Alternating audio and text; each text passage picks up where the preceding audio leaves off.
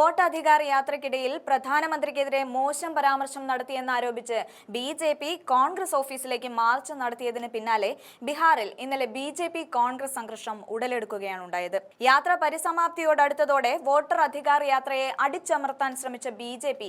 ഇതിനെ ഒരു ആയുധമാക്കി മാറ്റുകയായിരുന്നു. സമാധാനപരമായ പ്രതിഷേധം നടത്തുകയായിരുന്നുവെന്നും കോൺഗ്രസ് പ്രവർത്തകർ കല്ലെറിഞ്ഞതിനാലാണ് സംഘർഷമുണ്ടായതെന്നാണ് ബി.ജെ.പി. പ്രവർത്തകരുടെ ആരോപണമെങ്കിൽ ബി.ജെ.പി. പ്രവർത്തകരാണ് തങ്ങളെ കല്ലെറിഞ്ഞതെന്നാണ് കോൺഗ്രസിന്റെ ആരോപണം.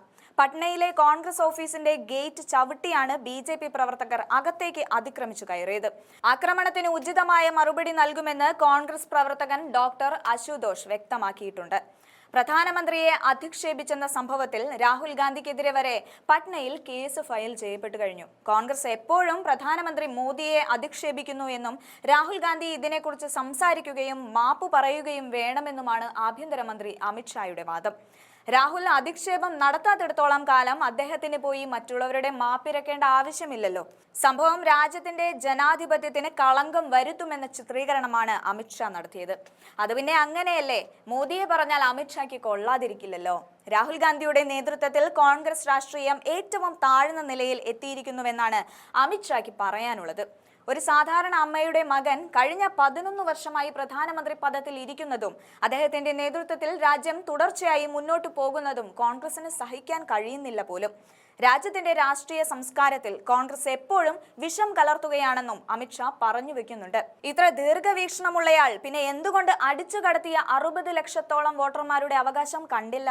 കഴിഞ്ഞ തെരഞ്ഞെടുപ്പിൽ വിവിധ ഇടങ്ങളിൽ നടന്ന വോട്ടുകൊള്ള കണ്ടില്ല എന്നതും അത്ഭുതാവഹമാണ്. അല്ലെങ്കിലും ഇന്ത്യ സഖ്യം പറഞ്ഞതുപോലെ വോട്ടുകള കൈയോടെ പിടിക്കപ്പെട്ടതോടെ ബി.ജെ.പി.